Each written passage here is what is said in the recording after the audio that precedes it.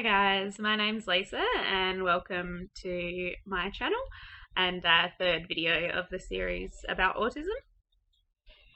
First up, I just wanted to apologise for how many times I said in the previous video. If you didn't notice, that's great. Don't go back and watch it again because once I realised I couldn't stop hearing it in every single sentence. And also just for the delay, I think I've lost track of time a bit and it's been a little while since I posted my last video, so sorry for that. I'm back now. I just wanted to explain as well what I wanted this channel to be about. It's probably a bit plain and boring and maybe people don't want to sit here and listen to me talk for 20 odd minutes.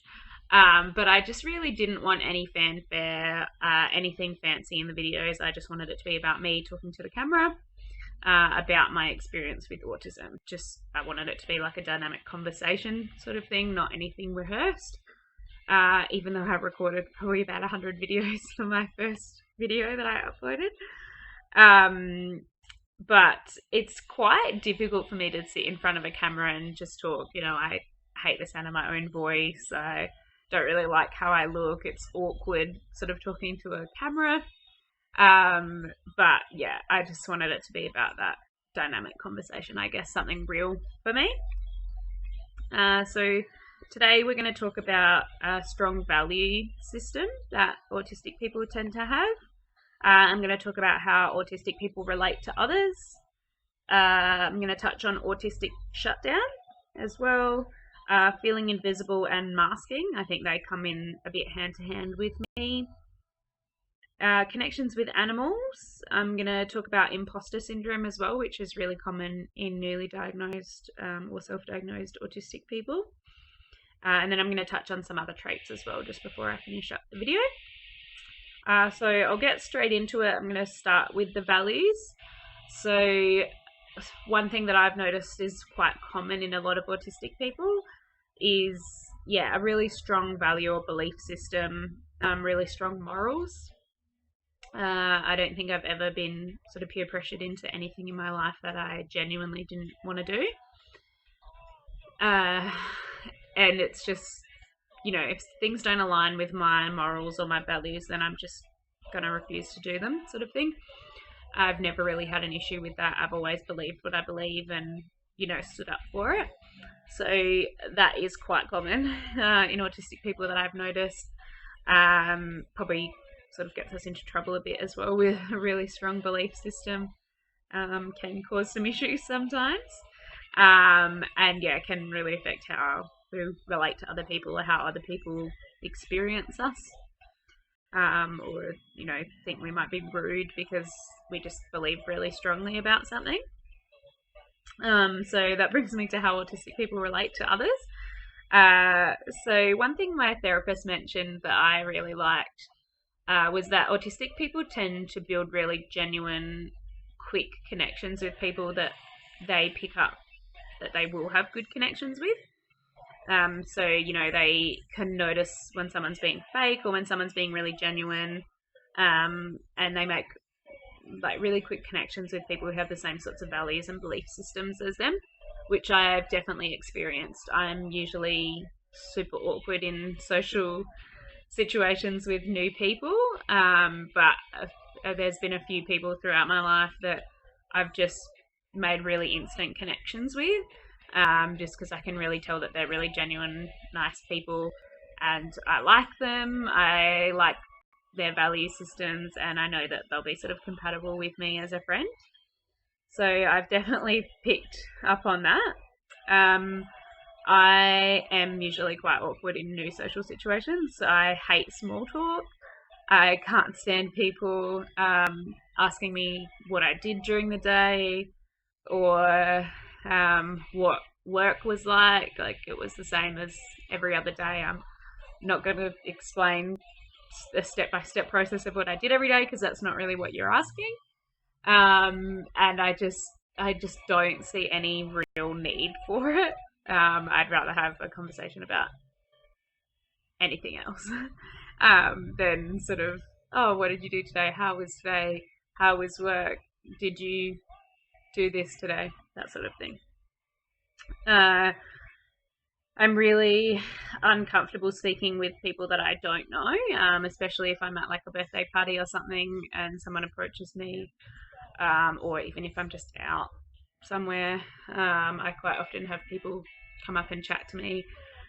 I just find it super uncomfortable. Like, I don't know you. Who are you? Why are you trying to strike up a conversation with me? I know they're probably just being friendly and wanting to make more friends. But I usually always feel like I'm being hit on, or like someone's trying to, I don't know, just find out about me. And I'm generally a very private person. I don't like to just share everything about me. So I'm always feeling really awkward if that sort of happens. I'll generally give one word answers, or not really engage in the conversation, unless it's obviously about something that I'm really interested in. So yeah, that makes it a bit awkward. Sometimes people generally end up just walking away from me eventually, after a couple minutes silence, because I can't handle that new people thing. I've been known to sort of meet new people and then like sort of start talking to them, and then just feel super awkward and just cut it all off altogether. Like maybe add people on Facebook and then they're chatting to you, and then I just feel really awkward about it and I end up deleting them. So yeah, that making those really genuine connections really quickly is generally how I make my friends, because I'm not very friendly otherwise. Okay. I'm also too sort of empathetic to sort of tell those people that I don't want to talk to them. I don't want to be sort of rude to anyone. So, I mean, giving one word answers and not really talking is probably pretty rude. But like, I can't say no to people really very easily. I always get stuck by those people in the supermarket selling things, because I hate being rude and just saying, sorry, go away sort of thing. So yeah, I often get caught in these awkward situations where I'm talking to people that I'm super uncomfortable with. So it does help to be able to pick out those people in a crowd that you might connect with a bit better. That sort of ties in a little bit with autistic shutdown as well. I don't even know if this is the right term for this, but I'm going with it. I experience this when I'm in like an awkward situation, or when I'm in a situation where I'm having to talk about something that I don't want to. And basically, I'll just not be able to speak or do an action sort of thing. So I can tell myself in my head 100 times, you need to do this or say this. You know, I can write the script in my head of what to say, but the words physically won't come out of my mouth. Like, I can't force them out. My body just refuses to comply with whatever my brain is wanting me to say. So yeah, that does happen in those social situations as well, where I'm like running through my brain, like, I should say this thing, what should I talk about? Oh my God, ask if they have a pet or something. And I just, you know, it's too awkward for me to sort of, I don't know, it's odd, but I can't physically speak or do the thing that I'm telling myself that I should be doing. I'm also really uncomfortable with compliments. I don't mind getting compliments. It's nice to know that people sort of value you and think that you're great and whatever. But I really don't know how to react to them. Like, I know obviously the standard reaction is just to say thanks, but beyond that, like, it just makes me really self-conscious when someone pays me a compliment. Like, it's great to know, but I get so self-conscious that I don't know what to say or how to respond to them. Like, I'm not the kind of person that's like, oh my God, thanks so much. Like, oh, I really like your dress too, sort of thing. I'm just probably going to be like, oh, thanks, like, awkwardly. So yeah, that sort of ties in with all of that as well. So that brings me to sort of my masking. I feel quite invisible most of the time. I am sort of like that extra person that sort of nobody really knows, but is sort of always there, sort of thing. And I think that's definitely how I mask. Masking, by the way, is really common in girls with autism, and it's a lot of the reason why most of them aren't diagnosed until later in life. And it's essentially mimicking or copying behavior that you've seen that is normal, because you're not normal and you don't fit in. So you sort of adapt this behavior to fit in, to make it look like you're a normal person as well. A lot of girls don't know that they're doing it. I never knew. I don't even know what is masking anymore, really. And a lot of people sort of don't know what they're masking and what is actually their true personalities. So that makes things quite difficult. But yeah, I think my type of masking is sort of in any new situation. Whenever I meet somebody new, I'm just very quiet and shy.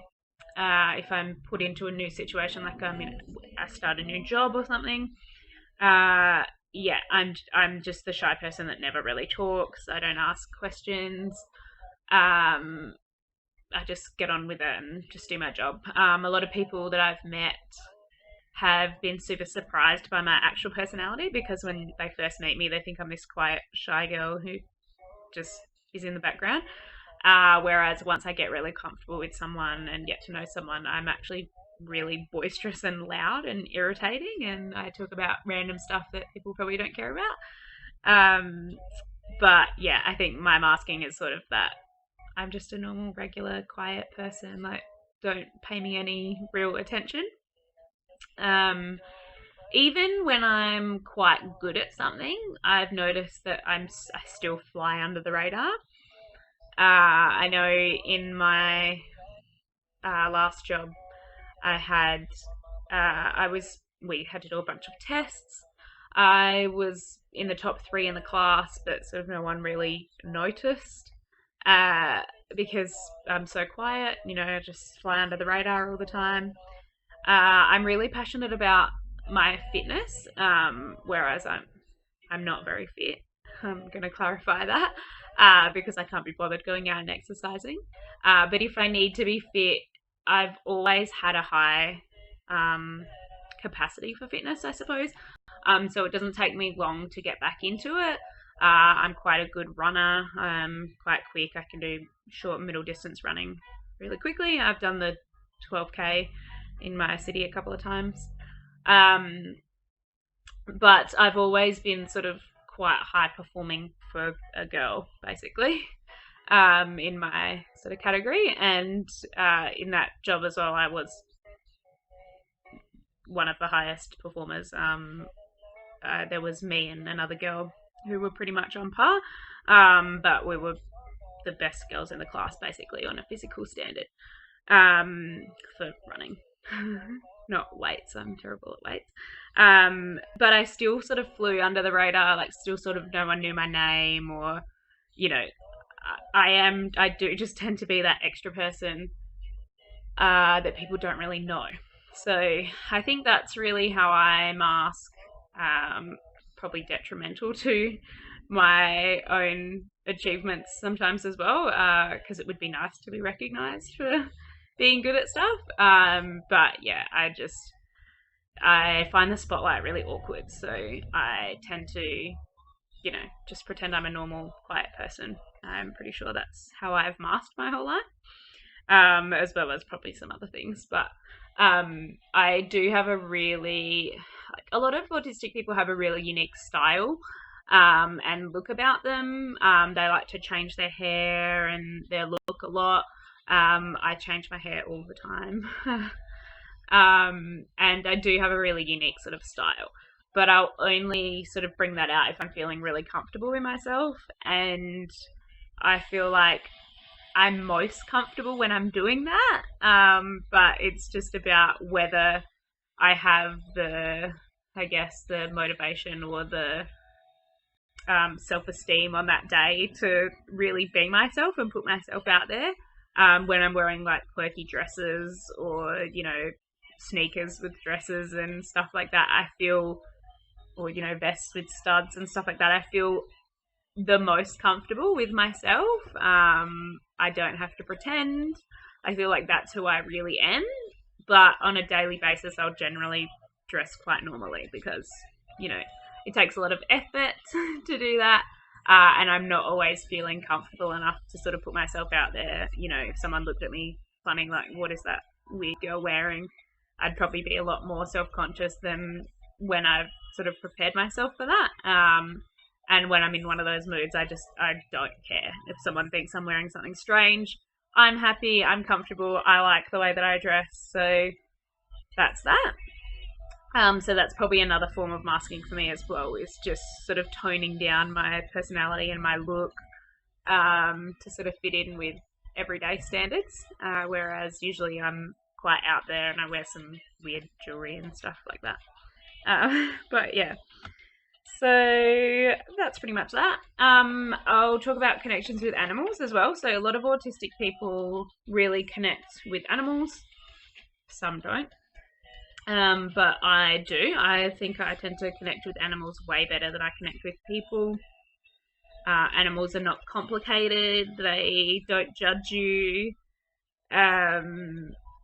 You know, they're adorable. I love dogs. I can't get enough of dogs. If I see a dog on the street, I'm like, oh my god, there's a dog. You know, get that real girly thing happening.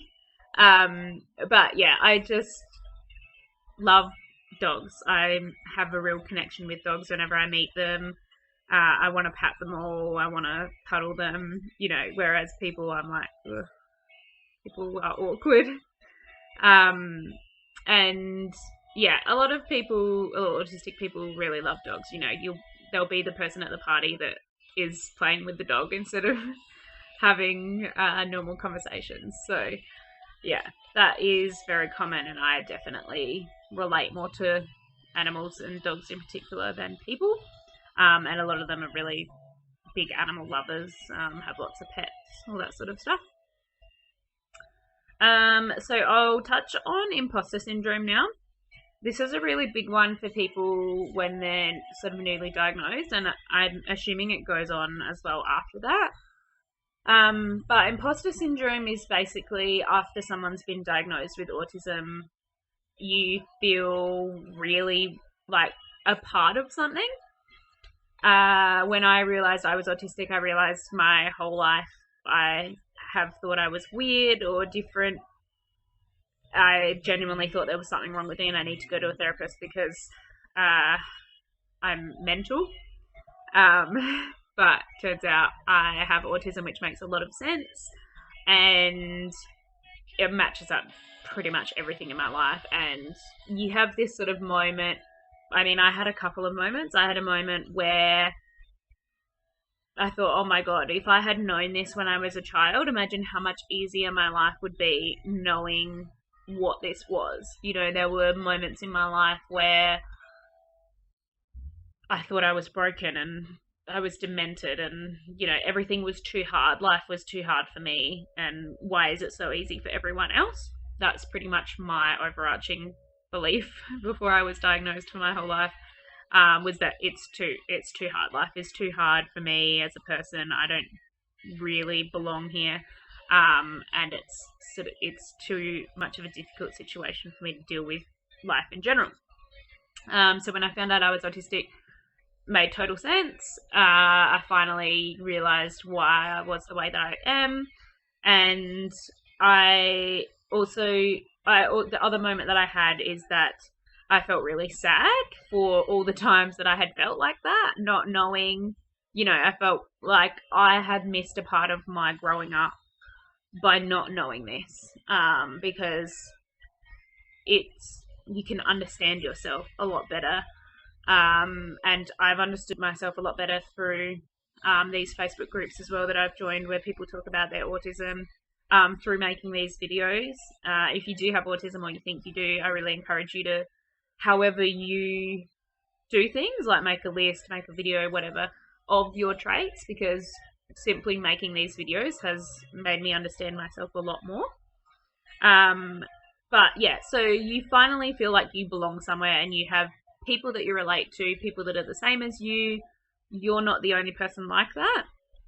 And imposter syndrome then comes into play. So imposter syndrome is basically a doubt that you are autistic, and I'm sure it relates to a number of other things, as well as autism.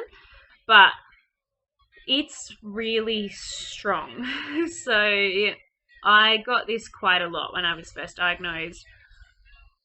Everything makes so much sense. You feel like you belong, and then you get these thoughts and these doubts coming into your head that, what if I'm not autistic?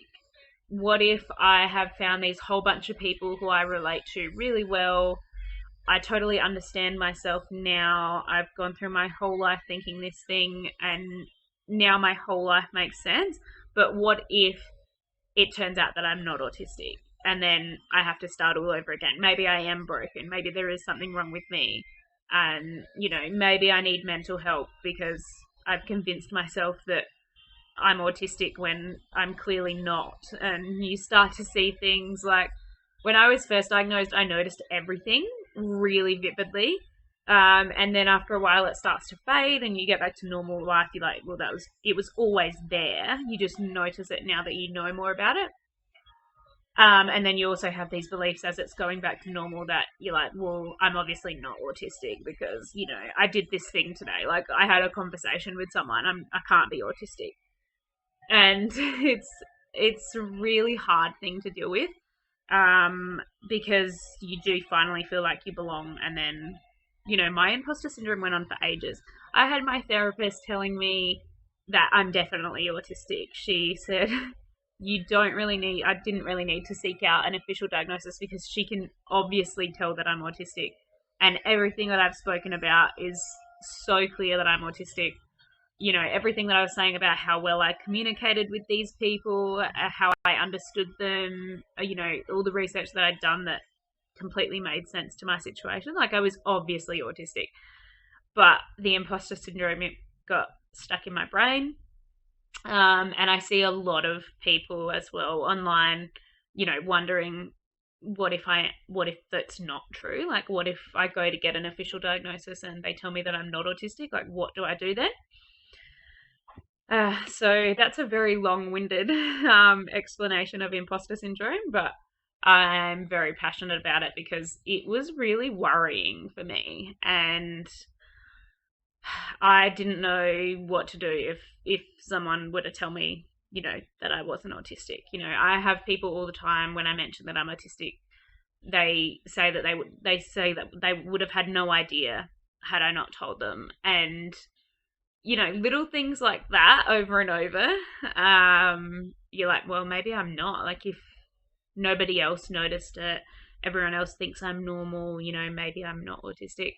But that is where a big part of masking comes into it as well, because you do, I think especially girls, not saying that boys don't mask, but especially girls, there's such a emphasis on how you should be, how you should look, how you should speak, how you should do things. I have never really met that standard. But it's something that all girls are sort of held to. Guys are held to it as well, obviously, but I feel like it's more, in the media with girls, you have to be skinny, you have to be pretty, you have to have your hair a certain way, otherwise, boys won't like you, you won't have any friends, all that sort of stuff. And I've never thought that I fitted any of the girl stereotypes. So yeah, it's quite hard when then you put on, this mask that, trying to be as ideal as you possibly can. And then that contributes to you then thinking maybe you're not autistic because, you can behave like a normal person because you've been masking for 12, 15, 20, 40 years, whatever. So yeah, that's quite difficult, but something that I'm quite passionate about because it did affect me quite a lot. And if I had found out that I wasn't autistic after that whole ordeal, it would have been horrific for me. But yeah, I think mine's sort of settled for now. I know that I'm autistic. I'm not, pretending this is my everyday life. But who knows, it might raise its head again eventually. And that's probably a lot of the reason people go for official diagnoses as well, just to have that sort of peace of mind. I think if I had an official diagnosis, it still might crop up, but yeah.